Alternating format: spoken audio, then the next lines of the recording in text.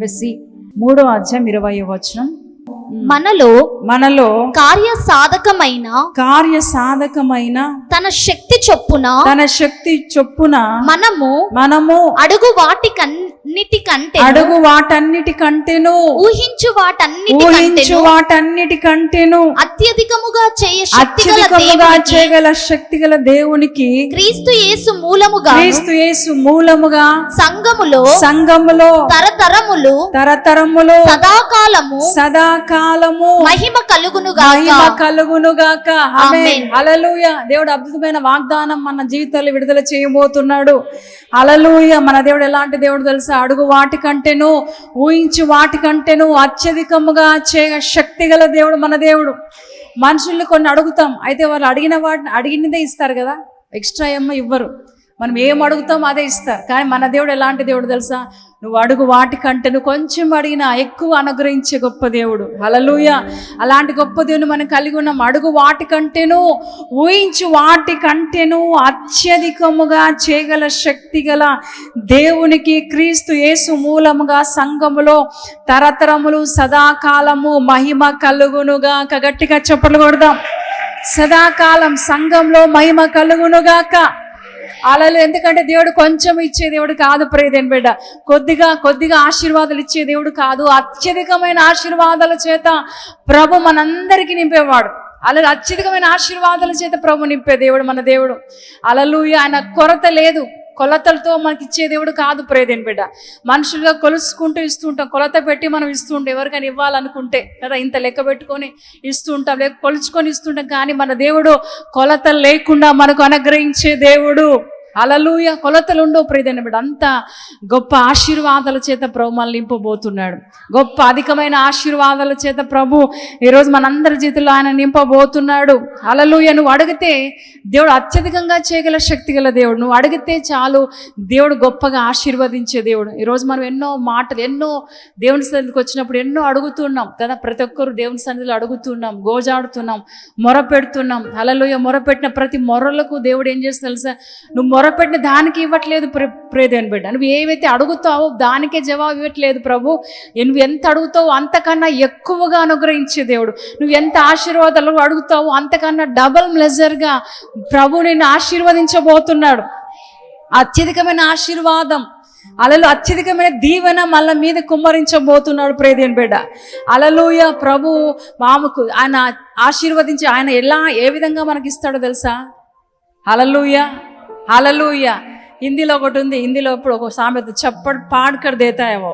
మనకి ఎట్లిస్తాడు? అడుగు వాటికంటే ఎక్కువగా ఇస్తాడు. హల్లెలూయా. ఎంత గొప్పగా మనకు అనుగ్రహించే గొప్ప దేవుని మనం కలిగి ఉన్నాం. అయితే ఈరోజు ఏం అడగాలి? చాలా మందిలో మన ఈ ఆలోచన కలిగి ఉంటుంది. అడగండి అంటున్నా. ఏం అడగాలి? హల్లెలూయా. అడగాలి. నిజంగా ఎప్పుడైతే దేవుని సలో మొర పెడతామో, నిజంగా దేవుని సలో అడుగుతామో దేవుడు ఖచ్చితంగా అనుగ్రహించే దేవుడు. అందుకే మనం చూస్తాం 20:33 చూసినట్లు, నాకు మొర పెట్టండి నీకు ఉత్తరం ఇస్తాను, గొప్ప సంగతులను గూఢమైన గ్రహింపలేని సంగతులను నేను నీకు తెలియజేస్తాను. హల్లెలూయా. మొరపెట్టినప్పుడు ఎలాంటి కార్యం దేవుడు చేస్తాడంటే మనకు తెలియని గొప్ప మర్మాలు కూడా దేవుడు తెలియజేసేవాడు మన దేవుడు ప్రియదేని బిడ్డ. హల్లెలూయా. మనకు తెలియని విషయాలు దేవుడు తెలియజేసే అద్భుతమైన కృపను మనకు అనుగ్రహించబోతున్నాడు. హల్లెలూయా. ఇక్కడ ప్రియ సోదరుడా ప్రభు మాట్లాడుతున్నాడు మనందరితో. మొట్టమొదటిగా మనం ఏం అడగాలో తెలుసా? చూడండి, 1 రాజులు 3వ అధ్యాయం చూడండి. 1 Kings chapter 3:5 చూడండి. 1 రాజులు 3వ అధ్యాయము 1 రాజులు 3వ అధ్యాయము 5వ వచనం చూడండి. గిబియోనులో యెహోవా రాత్రివేళ స్వప్నమందు సొలొమోనునకు ప్రత్యక్షమై నేను నీకు దేనినిచ్చుట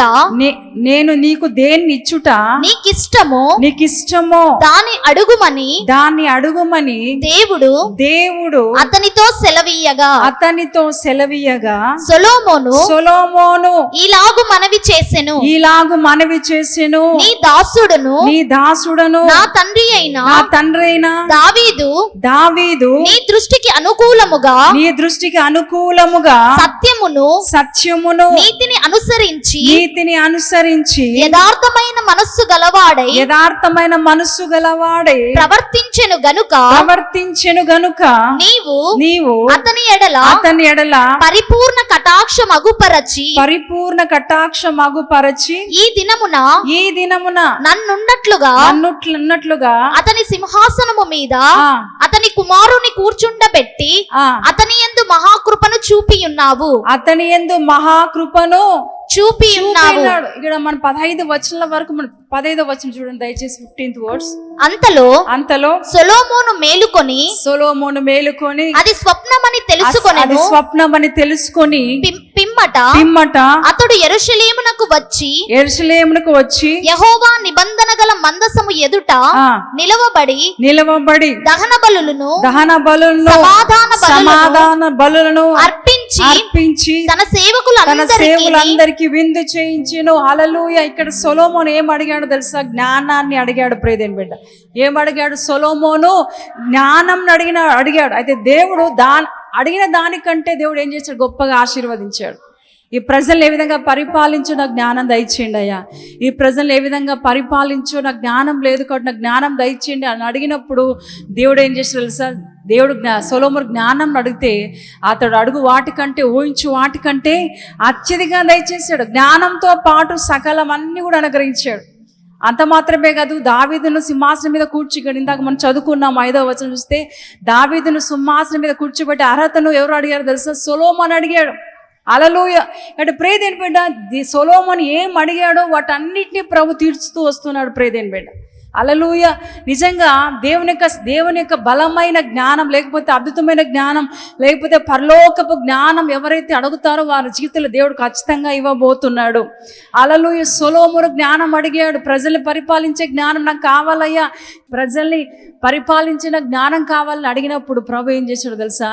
జ్ఞానంతో పాటు అన్ని కూడా అనుగ్రహించాడు. ప్రియదేని బిడ్డ, హల్లెలూయా. అందుకే సొలొమోను ఏం చేస్తాడు తెలుసా? దహన బలులు, దేవునికి సమాధాన బలులు ఏం చేశాడు? అర్పించాడు. హల్లెలూయా. ఈరోజు ప్రియదేని బిడ్డ, ప్రభు మనతో మాట్లాడుతున్నావు. అడుగు వాటికంటే ఊహించు వాటికంటే అత్యధికంగా ప్రభు చేయడానికి సిద్ధంగా ఉన్నాడు. కొన్నిసార్లు లోక సంబంధమైన అడుగుతూ ఉంటాం. సొలొమోను అడగచ్చు, నాకు రాజ్యం ఉంది, ప్రజలు ఉన్నారు కాబట్టి ఇంకా ఎక్కువ సైన్యం కావాలి, ఇంకా యుద్ధం చేయడానికి నాకు ఆయుధాలు కావాలి, ఇంకా నాకు సైన్యం కావాలని అడగచ్చు, బంగారు కావాలి, లేకపోతే ధనం కావాలి, ఇవన్నీ కావాలని అడగచ్చు. కానీ సొలొమోను ఏం అడిగాడు తెలుసు? ఏం అడగాలో అది అడిగాడు. హల్లెలూయా. మనుషులుగా మనం అడుగుతున్నాం, నాకు అది కావాలయ్యా, ఒక మంచి కారు కావాలి, ఒక ఇల్లు కావాలి, లేకపోతే అన్నీ నాకు కావాలి, ఉద్యోగం కావాలని అడుగుతూ ఉంటాం. కానీ ఇక్కడ మనం గమనిస్తే సొలొమోను ఒకటే అడుగుతున్నాడు, జ్ఞానం అడుగుతున్నాడు.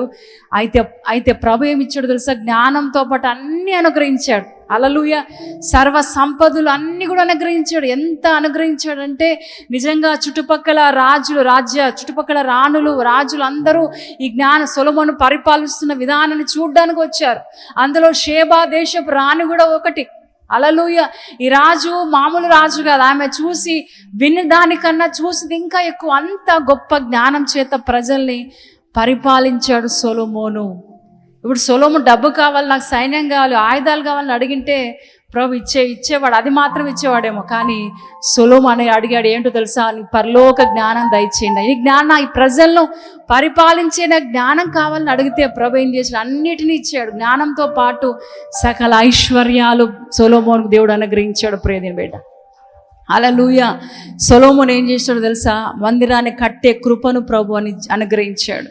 హల్లెలూయా. తన సొంత ధననిధిలో నుంచి ఏం చేశాడు? మందిరాన్ని కట్టాడు. హల్లెలూయా. నిజంగా ఎంత అద్భుతమైన కృపను ప్రభు ఇచ్చాడంటే నిజంగా అంతగా. ఈరోజు ప్రియ సంగమా, నువ్వు అడుగుతున్నావు, ఒకసారి అడిగేటప్పుడు ఒకసారి చాలా జాగ్రత్తగా అడగాలి. ఏదంటే అది ఇష్టం వచ్చిన, దేవునికి తెలియదానికి ఏం అవసరమో, దేవునికి తెలియదానికి ఏం కావాలో, ఇప్పుడు నీకు ఏం అవసరమో దేవునికి తెలియదా? అన్నీ తెలుసు. కొన్నిసార్లు మనం అన్నీ తెలిసిన దేవునికి నాకు ఇది కావాలి, పర్టికులర్గా నాకు ఇదే కావాలి, నాకు ఇల్లే కావాలి, నాకు కారే కావాలి, నాకు లగ్జరియస్ లైఫ్ కావాలి, ఇవన్నీ అడుగుతుంటాం. ప్రభు ఎప్పుడు ఎవరికి ఎప్పుడు ఇవ్వాలో అన్నీ తెలుసు ప్రియదేని బిడ్డ. ఇప్పుడు నీకు ఏం అవసరం ఉందో అది అనుగ్రహించే గొప్ప దేవుడు ప్రియదేని బిడ్డ. హల్లెలూయా, హల్లెలూయా. నువ్వు అడిగిన దానికంటే ఎక్కువ ఇచ్చే దేవుడు మన దేవుడు. నువ్వు అడుగు వాటికంటే, ఊహించు వాటికంటే అత్యధికంగా అనుగ్రహించే గొప్ప దేవుడు మన దేవుడు. హల్లెలూయా. కాబట్టి ఏం అడగాలో జాగ్రత్తగా అడగాలి. సొలొమోను ఏం అడిగాడు? దేవుని సన్నిధిలో జ్ఞానం అడిగాడు. అయితే జ్ఞానంతో పాటు అన్ని ఈరోజు ప్రియ సంగమా, అడుగుతున్న నీవు నేను, దేవుని సన్నిధిలో మొరపెడుతున్న నీవు నేను ఏం అడగాలో జాగ్రత్తగా అడుగుదాం. దేవుడు ఎప్పుడు ఏమి ఇవ్వాలో మనకు తెలుసు, ఆయనకు తెలుసు. సమస్త హృదయాలను ఎరిగిన దేవుడు. మనకేమి ఇవ్వాలో అన్నీ కూడా అడగక ముందే మన దేవుడు ఇంకా ఎలాంటి దేవుడు తెలుసా? అడగక మునిపే మన అక్కర్లన్నీ తీర్చే గొప్ప దేవుడు ప్రియదేవుడు. నువ్వు అడగని అవసరం లేదు, అక్కర్లన్నీ తీర్చే దేవుడు. నీకు ఊపిరి ఈరోజు ఇచ్చాడంటే అది దేవుడు ఇచ్చిన కృపనే. హల్లెలూయా. నువ్వు సజీవ లెక్కలో ఉన్నావంటే దేవుడు చూపించిన కృపను బట్టి. దేవుడికి మంచి ఇంటిని లేకపోతే అన్నిటిని ఇచ్చాడంటే అది దేవుని కృప మాత్రమే. నువ్వు పర్టికులర్గా నాకు ఇది కావాలి ప్రభు అని అడగని అవసరం లేదు ప్రియదేవుని బిడ్డ. హల్లెలూయా. ఇక్కడ ప్రియ దేవుని బిడ్డ, ప్రభు అన్నిటిని ఎరిగిన దేవుడు మన దేవుడు. ఇక్కడ సొలొమోను ఏం చేశాడు తెలుసా? మొట్టమొదటిగా జ్ఞానాన్ని అడిగాడు. దేవుడు ఏం చేశాడు? జ్ఞానంతో పాటు సకల ఐశ్వర్యము, సంపదలు అన్నీ కూడా అనుగ్రహించి ఎంత ఐశ్వర్యం ఇచ్చాడంటే మందిరాన్ని కట్టేశాడు. హల్లెలూయా. మందిరం కట్టడం అంటే మామూలు సంగతి కాదు. ఒకసారి ఎప్పుడు మీరు గుర్తుపెట్టుకోండి, ఒక మందిరం కట్టాలంటే అది మామూలు విషయం కాదు. నిజంగా దేవుడు ఎవరైతే ఎన్నుకుంటారో వారే కడతారు, ఇంకా అందరూ కట్టరు ఆ మందిరాన్ని. హల్లెలూయా. దేవుడు మనకు నిజంగా దేవుడు ఇంత గొప్ప మందిరాన్ని ఇచ్చాడంటే మన అందరం దేవుడి సన్నిధిలో చేసిన ప్రార్థన బట్టి నిజంగా దేవుడు ఆ దేవుడు పిలిచిన పిలుపుకు లోబడి సేవకులు వచ్చి వారు ఏం చేశారు? నిజంగా ఆ పిలుపుకు లోబడినప్పుడు ఈ మందిరాన్ని దేవుడు ఇచ్చాడు. హల్లెలూయా. కాబట్టి అంత సామాన్యమైన విషయం కాదు. దావీదు దావీదుకి ఆశ ఉంది, కానీ దావీదు కట్టలేకపోయే డబ్బు ఉండొచ్చు, పేరు పలుకుబడి అన్నీ ఉండొచ్చు, నీ మందిరం కట్టే స్తోమత నీకు ఉండొచ్చు, పెద్ద పెద్ద మందిరాలు కట్టే స్తోమత నీకు ఉండొచ్చు, కానీ నువ్వు కట్టలేని పరిస్థితి. ఎందుకంటే ఆ కట్టేది కూడా దేవుడికి ఇవ్వాలి ప్రియదా. కట్టే స్తోమత కూడా నీకు ఇవ్వాలి, ఆ కట్టే యోగ్యత నీకు ఉండాలి. ఎవరంటే నేను వెళ్ళి నాకు డబ్బు ఉంది కట్టి మందిరం కట్టేస్తే అంటే కట్టలేము. హల్లెలూయా. దావీదు కట్టలేదు మందిరము, కానీ సొలొమోను కట్టాడు ప్రియదేవుని బిడ్డ. ఈరోజు ప్రియ సంగమా, ప్రభు ఈరోజు మాట్లాడుతున్నాడు. దేవుడు ఎలాంటి దేవుడు తెలుసా? నువ్వు అడుగు వాటికంటే, ఊహించు వాటికంటే అత్యధికముగా చేయగల గొప్ప దేవుడు మన దేవుడు. హల్లెలూయా. మొదటిగా సొలొమోను ఏమడిగాడు? జ్ఞానం అడిగాడు. రెండోదిగా మనం చూద్దాం. చూడు, మొదటి సమూయేలు 1వ అధ్యాయం, ఫస్ట్ శామ్యూయల్, మొదటి సమూయేలు 1వ అధ్యాయము, మొదటి సమూయేలు 1వ అధ్యాయము 11వ వచనం చూడండి దయచేసి. 11th verse. సైన్యములకు అధిపతివగు యెహోవా, సైన్యములకు అధిపతి యెహోవా నీ సేవకురాలనైనా నాకు కలిగి ఉన్న శ్రమను చూచి, శ్రమలను చూచి నీ సేవకురాలనైనా నన్ను మరొక జ్ఞాపకము చేసుకుని నీ సేవకురాలనైన నాకు మగపిల్లను దయచేసిన ఎడల వాని తల మీదికి క్షౌరపు కత్తి ఎన్నటికి రానియక వాడు బ్రతుకు దినములన్నిటిను నేను వానిని యెహోవానగు నీకు అప్పగింతునని మొక్కుబడి చేసుకొనెను. హల్లెలూయా. ఇక రెండవదిగా ఎవరు అడిగారో తెలుసా? ఏం అడిగింది తెలుసా అన్న? ఒక కుమారుని అడిగింది ప్రియదేవుని బిడ్డ. హల్లెలూయా. నిజంగా ఎంత అద్భుతమైన మాట అంటే, ఇక్కడ సైన్యములకు అధిపతి యెహోవా నీ సేవకురాలను నాకు కలిగి ఉన్న శ్రమను చూసి నీ సేవకురాలు నన్ను మరొక జ్ఞాపకం చేసుకో. నీ సేవకురాలను తగ్గించుకొని దేవుని సన్నిధిలో అడుగుతుంది ప్రియదేవుని బిడ్డ. నీ సేవకురాలను నన్ను జ్ఞాపకం చేసుకో. హల్లెలూయా. జ్ఞాపకం చేసుకో ప్రభువా అని ఏం చేసి శ్రమను చూసి ఈ చక్కటి మాట అంటున్నాడు చూడు. నీ సేవకురాలను నాకు కలిగి ఉన్న శ్రమను చూచి నీ సేవకురాలను నన్ను మరొక జ్ఞాపకము చేసుకొని నీ సేవకురాలను నాకు మగపిల్లను దయచేసిన ఎడలా. హల్లెలూయా. ఎంత తగ్గించుకొని దేవుని సన్నిధిలో అడుగుతున్నారు. షీలోకులో ఒంటరిగా మిగిలిపోయింది. భర్తను ఇంకా ఆమె పిల్లందరినీ పంపించేసి ఒంటరిగా మిగిలిపోయింది. షీలోకులో దేవుని మందిరంలో నిలబడింది. భర్త వచ్చి ఎలకాని అడుగుతున్నారు, వెళ్దామరా అంటే నేను రాను, దేవుని దగ్గర సమాధానం, దేవుని దగ్గర నుంచి జవాబు వచ్చేంత వరకు నేను ఇక్కడ నుంచి రాను, మీరందరూ వెళ్ళిపోండి అని చెప్పేసింది ప్రియుడు. ఒంటరిగా మిగిలిపోయి దేవుని సన్నిధిలో కన్నీరు కారుస్తూ ప్రార్థన, హృదయం నిండా కన్నీరు కారుస్తూ హృదయాన్ని కుమ్మరించి దేవుని సన్నిధిలో ఏం చేస్తుంది తెలుసా, ప్రార్థన చేస్తుంది, అడుగుతుంది ప్రియుడు, తగ్గించుకుంది. నీ సేవకురాలైన నా శ్రమను చూసి, నీ సేవకురాల నన్ను జ్ఞాపకం చేసుకో అయ్యా. ఎంత అద్భుతమైన ప్రార్థన ప్రియదేవుని. ఈరోజు ప్రియ సంగమా, ఈరోజు ప్రభు సన్నిధిలో మనం ఆ రీతిగా అడగాలి, తగ్గించుకొని అడగాలి. నన్ను జ్ఞాపకం చేసుకొని అయ్యా, నన్ను గుర్తుపెట్టుకొని ఈ విధంగా మనం ప్రార్థన చేయాలి. అందుకే ఏమంటుంది, నాకు ఒక మగపిల్లను దయచేసిన ఎడల, మగపిల్లవాడిని దయచేసిన ఎడల వాని మీదికి మా క్షౌరము ఏంటక్కడ, వాని తల మీదికి క్షౌరపు కత్తి ఎన్నటికి రానియక వాడు బ్రతుకు దినములన్నీ నేను వానికి యెహోవానగు నీకు అప్పగింతునని మ్రొక్కుకొనగా. హల్లెలూయా. వాడు బ్రతికేంత వరకు నీ సన్నిధిలో వాని పెడతాను. హల్లెలూయా. ఎంత అద్భుతమైన విషయం అంటే, ఆమె చేసిన ప్రార్థనను దేవుడు విన్నాడు. ఎందుకంటే ఏ ప్రార్థన చేసిందో ఆమె తెలుసా, తగ్గించుకునే ప్రార్థన, దీనురాలుగా నన్ను జ్ఞాపకం చేసుకొని ప్రార్థన చేస్తుంటే ప్రభు ఆ ప్రార్థన విన్నాడు. విని ఏం చేసి తెలుసా, ఆమెకు కుమారుని అనుగ్రహించాడు. ఆమె అనింది, నాకు మగపిల్లని ఇస్తే వాడు నీ సేవలోనే, నీ దగ్గరే, నా దగ్గర పెట్టుకొని నిన్నే నీకే అప్పగిస్తానని మొక్కుకుంది ప్రియదేవుని బిడ్డ. ఎప్పుడైతే కొడుకు పుట్టాడు, దేవుడు చెప్పినట్టుగానే, దైవసేవకుడు చెప్పినట్టుగానే ఏలీ చెప్పాడు. అయితే వాడు చెప్పినట్టుగానే, దైవసేవకుడు చెప్పినట్టుగానే కుమారుడు పుట్టాడు. వాడు పాలు విడిచిన వెంటనే ఆమె తీసుకొచ్చి ఎక్కడ వేస్తుంది తెలుసా, దేవుని మందిరంలో విడిచిపెట్టి వెళ్ళిపోయింది ప్రియదేవుని బిడ్డ. దేవుని మందిరంలో విడిచిపెట్టి వెళ్ళిపోయింది. ఇక ఆమె, నాకు ఒక్కగానొక కుమారుడు పుట్టాడు, చాలా కాలం తర్వాత కుమారుడు పుట్టాడు, వాడిని ఎట్లా అడుగుతావో అని ఒక మాట కూడా అనలేదు. అందుకే దాని తర్వాత దేవుడు ఆమె 3 కుమారులు 2 కుమార్తెలు ప్రభు ఇచ్చాడు, 5 మందిని ఇచ్చాడు. ఒక సమూయేలు దేవునికి ఇస్తే దేవుడు ఆమెకి ఎంతమందిని ఇచ్చాడు తెలుసా, 5 మంది పిల్లల్ని. గట్టిగా చెప్పలు కొడదామా. దేవుడు జ్ఞాపకం చేసుకునే గొప్ప దేవుడు. అడుగు వాటికంటే, ఊహించు వాటికంటే, ఒక్క కుమారుని అడిగితే 5 మంది పిల్లల్ని ప్రభు ఇచ్చాడు ప్రియదేవుని బిడ్డ. హల్లెలూయా. ఎంత గొప్ప దేవుడు కదా మన దేవుడు. ఈరోజు ప్రియ సంగమా, కొన్నిసార్లు మనం నిరుత్సాహంతో, నిరాశతో ఉంటాం. అడిగడిగి నా వయసు అంతా అయిపోతుంది, అడిగడిగి నా కన్నీళ్ళన్నీ అయిపోయాయి, కళ్ళలో ఇంకా కన్నీళ్ళు కార్చడానికి కన్నీళ్ళే లేవు అని బాధపడుతున్న, విసుగు చెంది ఉన్నాము. అదే ప్రభు ఈరోజు సూటిగా మాట్లాడుతున్నాను. నువ్వు అడుగు వాటికంటే, ఊహించు వాటికంటే అత్యధికంగా అనుగ్రహించే దేవుడు. ఏ సమయాన్ని నీకు ఇవ్వాలో ప్రభు తెలుసు ప్రియదేవుని బిడ్డ. ఎప్పుడు నీకు ఏమి ఇవ్వాలో ఆయనకు తెలుసు, నీకంటే బాగా తెలుసు. నీ ఫ్యూచర్ని ఎరిగిన దేవుడు, నీ భవిష్యత్తుని ఎరిగిన దేవుడు ఆయన. అలా నాకు ఇప్పుడే కావాలంటే కాదు, ఎప్పుడు నీకు ఎవరిని ఇస్తే, ఏమిస్తే నీకు అది ఆశీర్వాదకరంగా ఉంటుందో దేవునికి తెలుసు. ఈరోజు చాలామంది నిరుత్సాహంతో, నాకు ఇంకా వివాహం కాలేదే, నాకు ఇంకా జాబ్ రాలేదే, చాలామంది నిరుత్సాహంతో విసిగిపోతున్నారు ప్రియదేవుడు. చాలామంది యవ్వనస్తులు విసిగిపోతున్నారు. వయసు అయిపోతుంది, నాకు వివాహం కావట్లేదు, జాబ్ రావడం లేదు. అందరికీ జాబులు ఉన్నాయి, అందరికీ ఉద్యోగాలు ఉన్నాయి, కానీ నాకు ఎందుకు రావట్లేదు, నాకు ఈ పరిస్థితి ఎందుకు నేను అప్పుల్లో ఉన్నాను, ఎందుకు నా భర్త తాగుతున్నాడు, తిరుగుతున్నాడు, వ్యభిచారంతో ఉన్నాడు, ఎందుకు ఇలాంటి భయంకరమైన పరిస్థితిని విసుగు, నాకు ఎందుకు ఈ రోగం వచ్చిందని బాధపడుతుంటే ప్రభు అంటున్నాడు, ప్రియదేవుని బిడ్డ, నువ్వు అడుగు వాటికంటే, ఊహించు వాటికంటే అత్యధికంగా చేయగల శక్తి గల దేవుడు.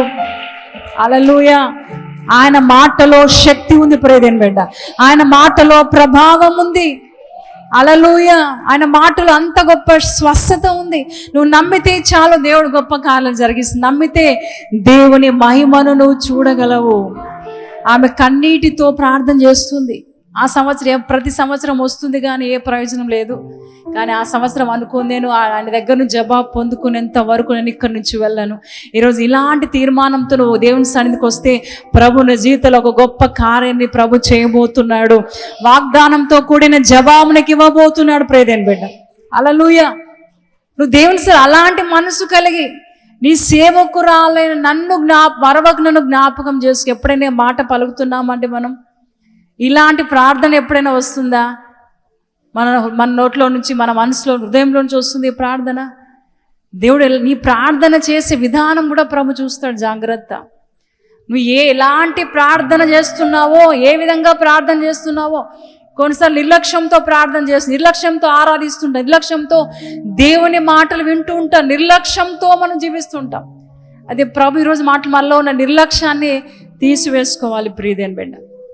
ఎప్పుడైతే నిర్లక్ష్యం తీసివేసి తగ్గించుకొని దీనురాలుగా నన్ను జ్ఞాపకం చేసుకొని దేవుని అసలు అడిగితే దేవుడు తప్పకుండా జ్ఞాపకం. ఒకటి అడిగింది ఆమె. ఎంతమందిని ఇచ్చాడు దేవుడు?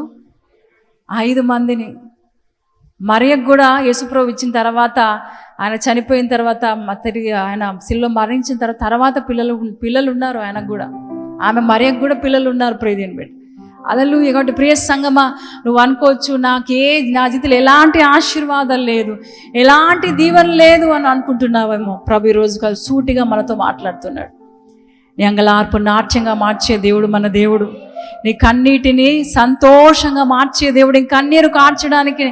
ఇంకా కన్నీరు కార్చిన అవసరం లేదు ప్రియదేని బిడ్డ. హల్లెలూయా. ఇక్కడ అడగాలి, ఏం అడగాలో జాగ్రత్తగా అడగాలి. హల్లెలూయా. చాలా జాగ్రత్తగా మన దేవుని మనం కొన్నిసార్లు అడుగుతూ ఉంటాం. మా తల్లిదండ్రుల దగ్గరికి వెళ్ళి అడుగు, నాకు ఇది కావాలి, అది ఆలోచించం. ఇది అడిగితే వారు కొనియగలరా అని ఆలోచించాం కొన్నిసార్లు. కానీ అడుగుతూ ఉంటారు మన పిల్లలు కానీ మనం కానీ కొన్నిసార్లు అడుగుతూ ఉంటాం. కానీ దేవుని దగ్గరకు వచ్చేసరికి మనం ఎట్లా అడగాలో తెలుసా? దేవా నన్ను జ్ఞాపకం చేసుకోయ్యా, మీ చిత్తం అయితే. అలలో ఆ విధంగా దేవుని చిత్తాన్ని మనం తెలుసుకొని ఎప్పుడైతే అడుగుతామో మన జీవితంలో దేవుడు గొప్ప కార్యాలు జరిగిస్తాడు. మూడోదిగా చివరిగా మనం చూడండి, సంఖ్యాకాండం 11వ అధ్యాయం చూడండి దయచేసి. 4వ వచనం చదువుదాం. 4వ వచనం నుంచి. వారి మధ్యనున్న మిశ్రిత జనము మాంసాపేక్ష అధికముగా కనపరచగా ఇశ్రాయేలీయులు మరలా ఏడ్చి మాకెవరు మాంసం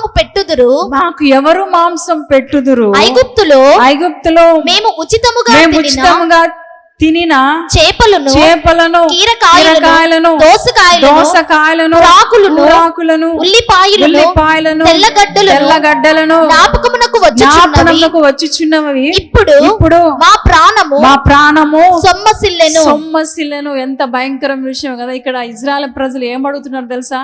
అందుకే నేను చెప్తున్నాను, మనం ఏం అడగాలో జాగ్రత్తగా అడగాలి ప్రియదేని బిడ్డ. ఇప్పుడు సీఎం దగ్గరకు వెళ్ళి మన ఇష్టానుసారంగా అడుగుతామా? సీఎం దగ్గరికి వెళ్ళి లేకపోతే మోడీ దగ్గరికి వెళ్ళి నాకు ఇప్పుడు ఇల్లు కావాలని అడిగితే ఇస్తాడా? బయటకు నెట్టేస్తారు వాళ్ళు. నేను అక్కడ ఉండరు, క్యాబిన్లో కూడా పెట్ట నేను బయటకు గెంటేస్తారు. అంటే మన ఇష్టానుసారంగా అడగడానికి వీలు లేదు. అది నిజంగా దేవుని సన్నిధిలో కూడా మనం ఆ విధంగా అడగడానికి వీలు లేదు. ఏం అడగాలి? అందుకే మన జ్ఞానం కావాలి. అందుకే సొలొమోను ఏం అడుగుతున్నాడో తెలుసా? జ్ఞానం అడుగుతున్నాడు. ఆ జ్ఞానం మనకు కావాలి. ఆ జ్ఞానంతో ఎప్పుడైతే నింపబడతామో నువ్వు ఏదంటే అది అడగవు ప్రియదేని బిడ్డ. ఇష్టానుసారంగా అడగవు, ఏది కావాలో అడగవు, అది జ్ఞానపూర్వకంగా నువ్వు అడుగుతావు ప్రియదేని బిడ్డ. ఇక్కడ ఇజ్రాయెల్కి ఏం లేదు తెలుసా? జ్ఞానం లేదు. అందుకే వారు ఏం అడుగుతున్నారు తెలుసా? మాంసాన్ని అడుగుతున్నారు. మాంసాపేక్ష వాళ్ళు కలిగి ఉన్నారు ప్రియదేని బిడ్డ. ఇందాక మనం చదువుతున్నాం, వారి మధ్య మిశ్రిత జనము మాంసాపేక్ష అధికముగా కనపరచగా ఇజ్రాయిల్ను మరలా ఏడ్చి. ఎంత భయంకరమైన విషయం అంటే మాంసం కోసం వాళ్ళు ఏడుస్తున్నారు ప్రియదేని బిడ్డ. హల్లెలూయా. మాంసం కోసం ఏడుస్తున్నారు. వాళ్ళకి ఏం గుర్తొస్తుందంట? ఐగుప్తులో చేపలు గుర్తొస్తున్నాయి, కూరాకులు, కీరకాయలు, దోసకాయలు, ఆకుకూరలు గుర్తొస్తున్నాయి. అక్కడే ఉంటే బాగుండే కదా, చేపలు పెట్టేవాళ్ళు. అక్కడే ఉండే కీరకాయలు, దోసకాయలు అన్నీ వచ్చేవి. ఇక్కడ ఏంటి? మన్నా కురిపిస్తున్నాయి. ఏ రోజు అదే మన్నా తినలేక చస్తున్నాం, మా నోళ్ళన్నీ చెడిపోయినాయి అని ఆమె ఏం చేస్తుంది తెలుసా? ఇజ్రాయెల్ ప్రజలు మాంసాపేక్ష కలిగి వారు అడుగుతున్నారు. అడిగే విధానం కరెక్టా అండి? అది కరెక్టేనా? దేవుడు దేవదూతల ఆహారాన్ని కురిపిస్తే వారు ఏమడుగుతున్నారో తెలుసా? దేవతలుగా భావించి ఇజ్రాయెల్ ప్రజలకు దేవదూతలు తినే ఆహారాన్ని కురిపిస్తే మాకు ఇదొద్దు, దేవదూతలు తినే ఆహారం మాకు వద్దు, మాకు మాంసం కావాలి, రాక్షసులాగా మాంసం కావాలని అడుగుతున్నారు ప్రియదేని బిడ్డ. హల్లెలూయా. వారు ఏడ్చారంట మాంసం కోసం. మీరు ఇంటికి వెళ్ళి చదవండి. వారు మాంసం కోసం ఏడ్చారు. ఎంత భయంకరమైన విషయం. ఈరోజు ప్రియదేని బిడ్డ, మనం కూడా కొన్నిసార్లు ఏడ్చి ప్రార్థన చేస్తున్నాం. నాకు ఇండ్లు కావాలి, నాకు కారు కావాలి, హల్లెలూయా, నాకు మంచి డబ్బులు కావాలి, ఆభరణాలు కావాలి, స్త్రీలు మంచి పట్టు చీరలు కావాలి, ఆడు ఏడిచి ప్రార్థన చేస్తుంటాం. భర్తతో చెప్తూ ఉంటారు కొంచెం, నాకు కొనిస్తే తప్ప నేను ఇంట్లో నేనేమి తినను, ఉపవాసం, ఫాస్టింగ్, నాకు పండగ చీర కొనిస్తేనే, లేకపోతే ఆ చేను కొనిస్తేనే, లేకపోతేనో 3 రోజులు ఉపవాసం ఉండ తిననేనని వాళ్ళు ఏం చేస్తుంటారు, అలిగి కూర్చుంటుంటారు. ఇంట్లో ఏ పని చేయరు, అలిగి కూర్చుంటుంటారు. స్త్రీలకు చెప్తున్నాను. హల్లెలూయా. కాబట్టి ప్రేదేని బట్టి దేన్నంటే దాన్ని మనం అడగడానికి వీలు లేదు. వెంటనే తెచ్చించేది కాదు ప్రేదే, అది అడిగేదాన్ని మన ఇష్టానుసారంగా అడిగేది విషయం కాదు. అందుకే ఇజ్రాయేల్ ప్రజలు వారు ఏమయ్యారు తెలుసా? దేవుడు ఇచ్చాడు, మాంసాన్ని ఇచ్చాడు, పూరేలను ఆకాశం నుంచి కురిపించాడు. బాగా తిన్నారు. ఎంత తినాలో అంత తినకుండా ఎక్కువగా తిన్నారు. నాసిక రంధ్రం వరకు తిన్నారంట, ముక్కు వరకు తిన్నారు. మరి దొరుకుతుందో లేదో అని తిన్నారు. తిని ఏమాడు తెలుసా? అరణ్యంలోనే వారు చచ్చారు. ఇంకా వారి నోట్లో పండ్లలో మాంసం ఉండగానే వారందరూ ఏమయ్యారు తెలుసా? రాలిపోయారు. నిజంగా ఎంత భయంకరమైన విషయం. ప్రియ సంగమ, ప్రభు మాట్లాడుతూ ఏం అడుగుతున్నావో జాగ్రత్తగా అడగాలి. ఇష్టానుసారంగా అడగడానికి వీల్లేదు. దేవుని యొక్క జ్ఞానాన్ని మనం పొందుకొని ఎప్పుడైతే అడుగుతామో దేవుడు అద్భుతమైన ఆశీర్వాదాలు మన మీద కుమ్మరిస్తాడు. నిస్వార్థంగా నువ్వు ఏం అడిగినా దేవుడు చేయడానికి సిద్ధంగా ఉన్నాడు. కొంతమంది స్వార్థం ఎక్కువ, నా పిల్లలే డాక్టర్లు కావాలి, నా పిల్లలే ఇంజనీర్ కావాలి, నాకే రావాలి, అన్నీ కూడా ఆస్తి నాకే, కోట్లో గెలవాలి నేను. ఇలాంటిది కాదు ప్రియదేని బిడ్డ.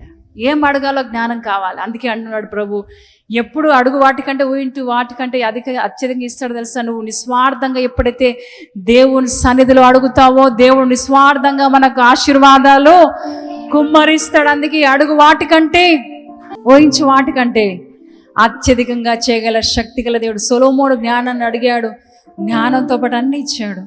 హల్లెలూయా, హల్లెలూయా. ఇక్కడ హన్న అడిగింది ఒక కుమార్ని అడిగింది. అది ఆమె కోసం కాదు, దేవుని సన్నిధిలో దీపం అంటించడానికి, ఆరిపోకుండా దీపం అంటించడానికి హన్న ఏం చేసింది? కుమార్ని అడిగింది. దేవుడు ఊరికనే ఉన్నాడా? ఇచ్చేసి సరిపోయింది, కుమార్ని ఇచ్చావా, దేవునికి ఇచ్చావు, చాలా నువ్వు వదిలేశాడా?